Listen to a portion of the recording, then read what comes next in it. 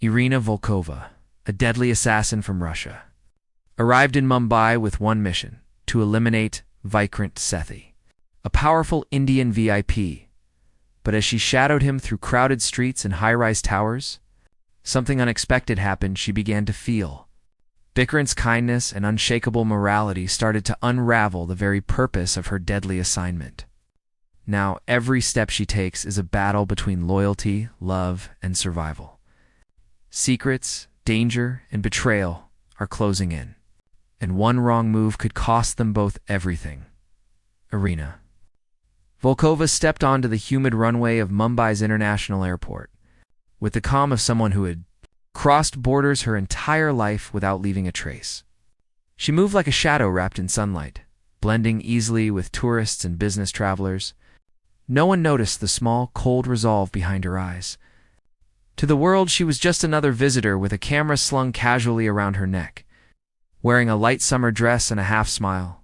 But inside her luggage, hidden beneath innocently folded clothes, was a device carefully assembled for a single purpose.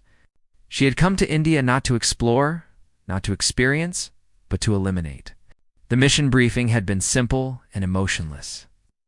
Delivered in a quiet Moscow apartment by Sasha Dragunov, the man who controlled her life from the age of 16. He had handed her a thin folder containing one name and a photo of a man surrounded by crowds and cameras. Vikrant Sethi, a rising power in India's technology and political circles. A man described to her as a threat, as someone whose influence was dangerous to global interests. Sasha had made the mission sound like routine, work clean, fast, forgettable. Arina had accepted without hesitation, because hesitation was a luxury she had forgotten long ago. Her life belonged to the syndicate. Decisions were never hers. As she traveled from the airport to the city, she watched Mumbai's chaos unfold through the tinted window of her cab. The honking cars, the waves of people, the smell of street food drifting in the air, it all felt too alive, too noisy for someone made of silence. She wondered, just for a flicker of a moment, what it might be like to belong to such a world, where people shouted freely and lived without looking over their shoulders. But she crushed the thought quickly. Dreams were as dangerous as enemies. Her rented apartment overlooked Marine Drive, where the waves hit the stones with rhythmic determination. From the balcony, she could see life happening in layers. Joggers passing by, couples leaning into each other, vendors shouting over the traffic, children chasing kites. She unpacked her luggage methodically, placing her weapons in concealed compartments and storing her forged documents in a hidden drawer. Then she sat at the small desk by the window and opened the folder again. Vikrant Sethi's face stared back at her handsome, calm eyes full of confidence. A man who seemed used to attention. A man who had no idea death was moving steadily toward him. Arina spent her first days doing what she did best: watching, learning, blending in. She tracked Vikrant's routines from a distance. Every morning he left his penthouse with minimal security, preferring privacy over protection. He visited schools he funded, hospitals he supported, and community programs he financed quietly. She took notes on her burner phone, recording every movement, every pattern. At night, she reviewed the footage she captured, memorizing routes and timings. Precision was her survival. Mira Solanki, Vikrant's chief of security, fascinated Arina almost as much as Vikrant himself. Mira carried a controlled intensity that made her difficult to fool.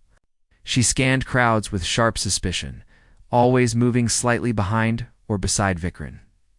Arina recognized someone who had built her own armor, someone who knew loyalty came with a price. If Mira ever noticed Arina, the mission would become far more complicated. But Arina stayed invisible, slipping through markets, airports, hotels, and streets like a ghost. Yet something unexpected began to disturb her focus. Vikrant didn't match the picture painted in Sasha's briefing. He wasn't arrogant or corrupt. Instead, he carried himself with unusual sincerity. He listened to people. He smiled easily. He spent more time supporting others than promoting himself. Arina had eliminated dozens of men across continents, men whose cruelty or ambition justified their fate. But Vikrant didn't fit. And Arina didn't like that her instincts were whispering questions she had never allowed before. One evening, as she watched Vikrant interact warmly with a group of disabled students, she felt a strange discomfort stir in her chest. For the first time in years, she sensed the smallest crack forming in her discipline. A dangerous crack. She knew emotions were poison to someone like her. She had been trained to stay detached, to see missions, not people. Yet the more she observed Vikrant, the more that tiny crack grew. She forced herself back into a routine, telling herself that her duty mattered more than anything. Sasha's voice echoed in her mind, reminding her what happened to those who disobeyed. But the truth had already started to shift inside her. She didn't know it yet, but the mission that brought her to India would not end the way she had been told. The moment she stepped into Mumbai, her fate had already changed direction, and every choice she made from here on would pull her deeper into a storm she could no longer avoid. Arina followed Vikrant across Mumbai, like a shadow that only existed when she allowed it. Each day, she grew more entangled in the life of the man she was meant to kill. From the high-rise towers of the business district to the narrow, bustling streets of local markets, she observed him without being noticed. Capturing every detail, analyzing every gesture, Vikrant's life seemed simple on the surface: meetings, charity events, occasional dinners, but Arina knew the surface often hid the most dangerous truths. She expected corruption, greed, manipulation, anything that would justify her mission. Instead, she found something entirely unexpected: decency. She saw Vikrant offer water to a parched street dog, patting its head gently before moving on. She watched him lift a heavy crate of vegetables for a struggling vendor without a second thought. His gestures were small, almost invisible, yet powerful in their quiet honesty. Arina's mind, trained to detect weakness and exploit opportunity, began to wobble. Each act of kindness became a crack in her armor. Each smile he gave someone else a reminder that the man she was supposed to kill was not the monster she had been told to eliminate. Mira Solanki's presence complicated everything further. Arina had expected security to be merely functional, predictable, but Mira was extraordinary. She moved like water, always covering angles Arina hadn't noticed, reading crowds with an almost supernatural awareness. Every attempt Arina made to find a moment alone with Vikrant for surveillance purposes was intercepted by Mira's sharp eyes. She seemed to anticipate danger before it existed, and Arina found herself both frustrated and intrigued by the woman's intelligence and dedication. It was impossible to pass unnoticed, and yet impossible to ignore. During one afternoon at a charity event for underprivileged children, Arina watched Vikrant kneel to tie a young boy's torn shoelace. The simplicity of the act was striking. No camera angles, no media hype, no publicity, just a genuine desire to help. Arina felt a tightening in her chest she hadn't experienced in years. She had been trained to suppress every shred of humanity in herself, but in that moment, her control faltered. The target had become a puzzle she could not solve through strategy alone. There was something human about him, something that made her question everything she had been taught about obedience, about morality, about the nature of her own life. Her internal struggle escalated as she began accessing encrypted files connected to Vikrant's finances and communications. What she discovered shook her to the core. Every piece of data indicated that Vikrant was innocent. The threats against him were manufactured by shadowy networks intent on eliminating anyone who could disrupt their plans. He was not a criminal, not a threat. He was a pawn, a man caught in a web far larger than himself. The reality hit Arina like a blow to the chest. She had been sent to end the life of someone who did not deserve it. Someone whose only crime was standing in the way of powerful criminals. Arina's professional detachment began to erode. She found herself subtly altering situations to protect Vikrant without allowing anyone to notice. If an unattended vehicle appeared near his office, she would discreetly move it or warn Mira anonymously. If a suspicious stranger lingered too long, she would subtly intervene, creating distractions that kept him safe. She was no longer the observer. She had become the invisible protector. Each act increased the risk to her own life, yet she could not stop. Her instincts and her conscience collided violently. Meanwhile, Sasha Dragunov's pressure intensified. Messages came through encrypted channels, terse and threatening, reminding her of the consequences of failure. He expected results, and deviation was punishable by death. Arina felt the invisible noose tighten around her, knowing that each act of compassion, each protective maneuver, marked her as a traitor in the eyes of the organization that had raised her. Yet, at the same time, a strange satisfaction came from her defiance. She was making choices for the first time in years, and they were no longer dictated by orders or fear, but by something deeper, something she could not name. As Arina followed Vikrant on yet another evening through the narrow streets of the city, she saw him stop to speak to an elderly woman struggling with her bags. He lifted them for her, carried them halfway to her home, and refused any payment she offered. The scene was so ordinary, so human, yet it left Arina shaken. She realized with sudden clarity that killing him would be more than a betrayal of conscience. It would be a betrayal of her own awakening sense of morality. But with this realization came danger. The more she allowed herself to care, the more exposed she became. Every deviation from the mission, every act of protection, was a mark on her that Sasha and his network would notice. She had begun a dangerous game of balance, one where a single misstep could end her life. Arina knew the path ahead would be treacherous, and yet, despite the threat of death, she could not turn back. The mission had changed, and with it, the very trajectory of her life and, perhaps, the life of the man she was meant to destroy. Arina Volkova had entered a world she thought she understood, but now every day revealed a new layer of danger she had never anticipated. Her role had shifted silently from assassin to guardian, a transformation that both exhilarated and terrified her. The city of Mumbai became her chessboard, each street a pathway to opportunity or death. She moved carefully, blending into crowds, while her eyes constantly scanned for threats. Every car, every shadow, every unfamiliar face could conceal a trap. Yet beneath the vigilance, a different awareness began to grow, a fragile, dangerous attachment to the man she had been sent to kill. The first incident that cemented this transformation was almost accidental. Arina had noticed a small irregularity in one of Vikrant Sethi's hotel stays. The elevator he was scheduled to use had been tampered with, a silent death trap that no one else could detect. Her instincts screamed danger before her mind even processed the details. With deft hands, she disabled the mechanism, her pulse steady even as her heart betrayed her. Minutes later, Vikrant entered the elevator without realizing the danger he had narrowly escaped. Watching him step into safety, completely unaware, something inside Arina shifted. For the first time, the mission felt less like a contract and more like a moral dilemma she could no longer ignore. Days later, she noticed a suspicious vehicle loitering near Vikrant's office.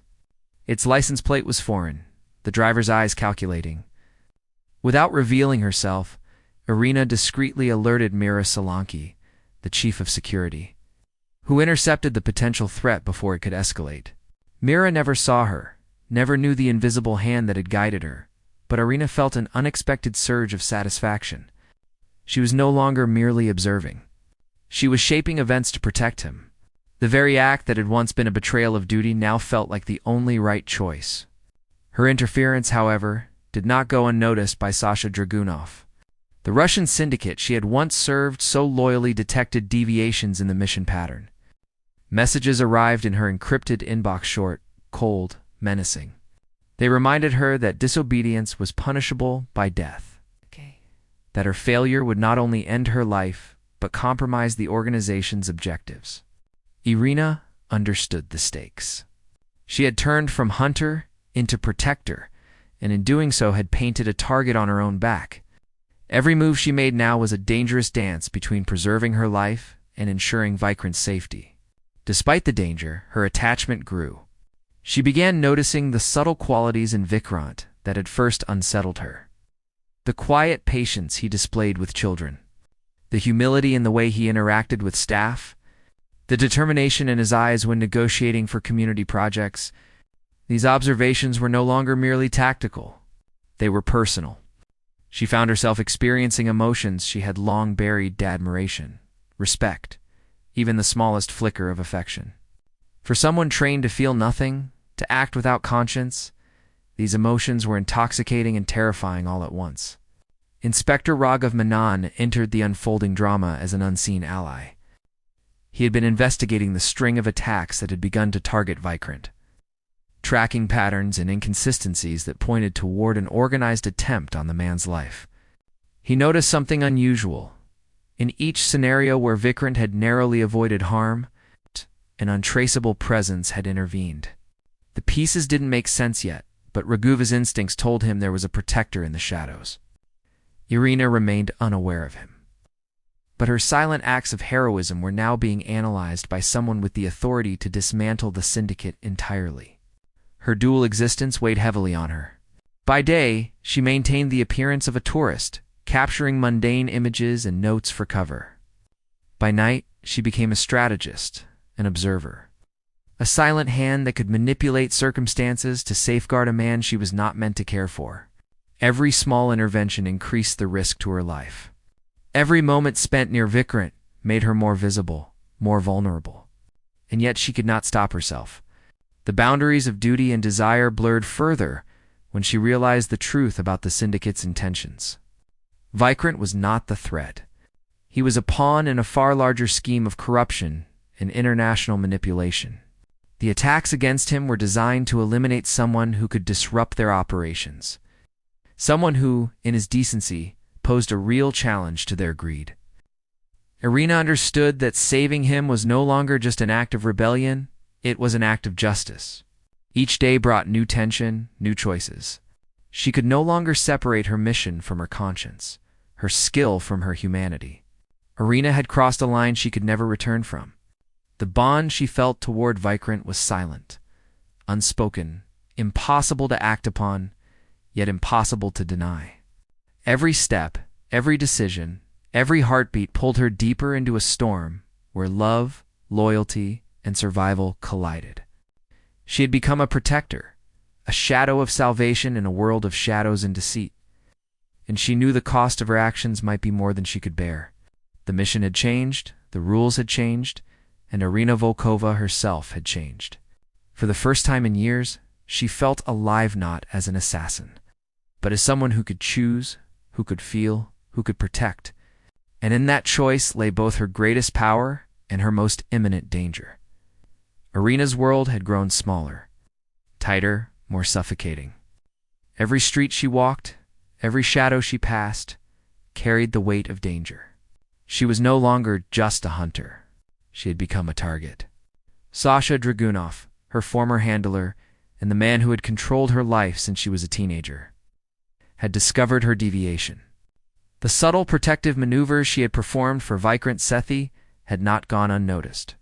The syndicate's network, vast and ruthless, was already closing in. And for the first time in years, Arina felt the sharp edge of fear, not for herself, but for the man she had been sent to kill.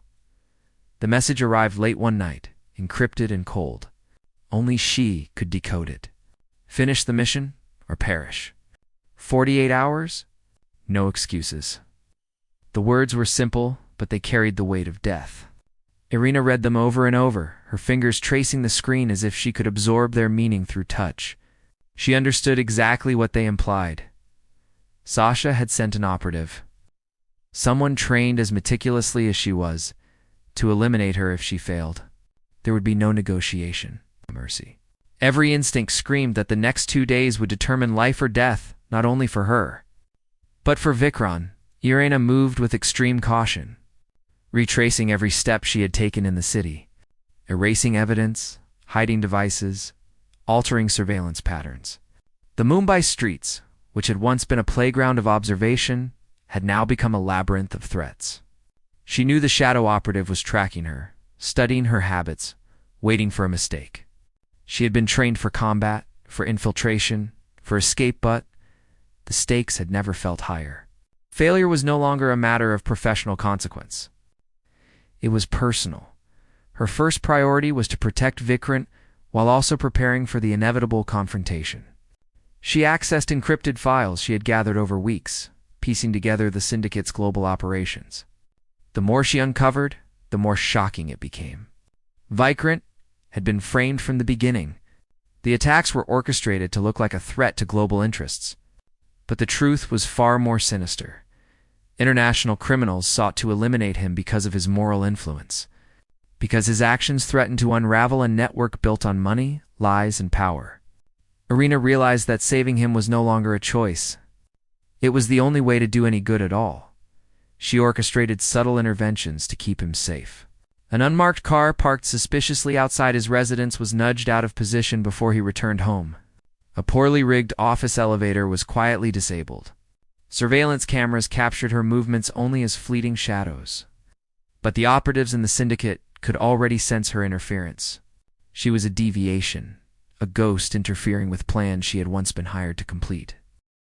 Despite the danger, she found herself drawn to Vikrant even more. He remained unaware of the invisible guardian who kept him alive.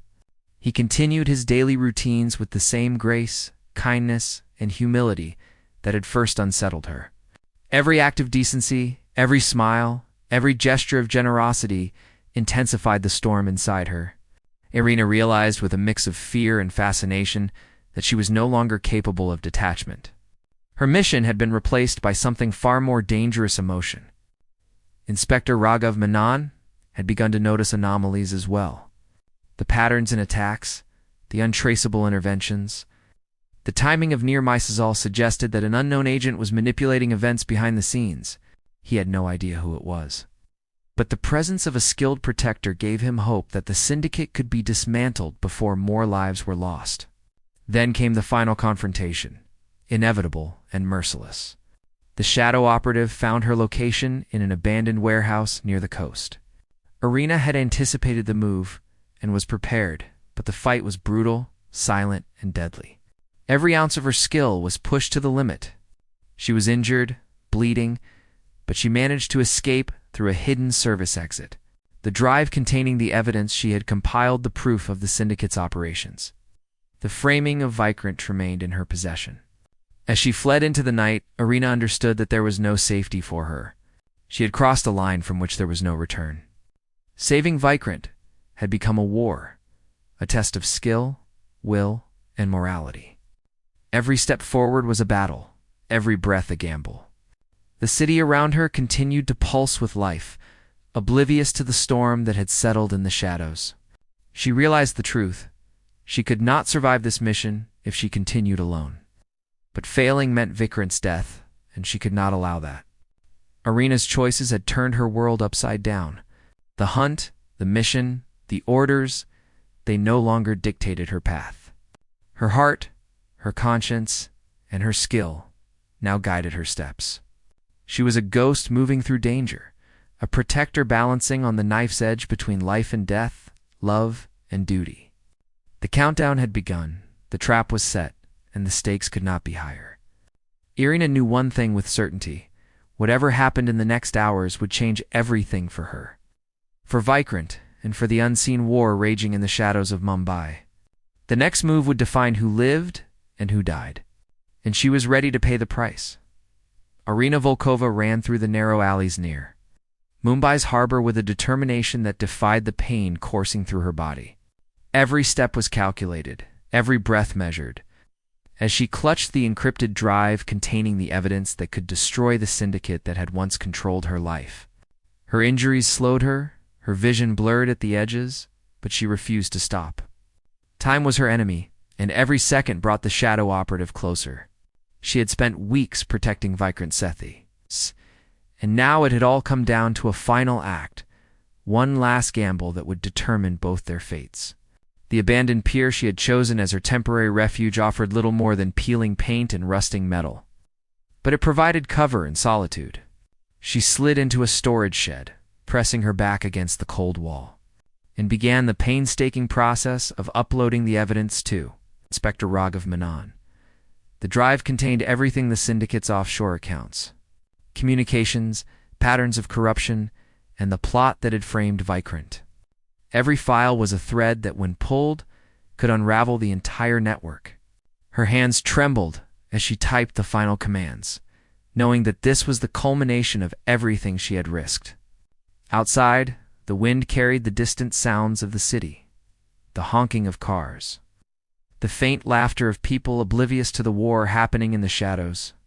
For a fleeting moment, Arina allowed herself to imagine a life beyond this mission, a life without blood on her hands, without fear stalking her every step. But the illusion shattered instantly. The shadow operative had found her location. She had felt the shift in the air, the silent approach of someone trained to kill. Moving with precision, unseen until it was too late, Arina had no illusions about the coming confrontation. She had faced death before, yet this fight carried a weight she had never known. It was not just her life at stake, but the life of the man she had come to protect. Every strategy, every maneuver she had prepared was now a desperate improvisation.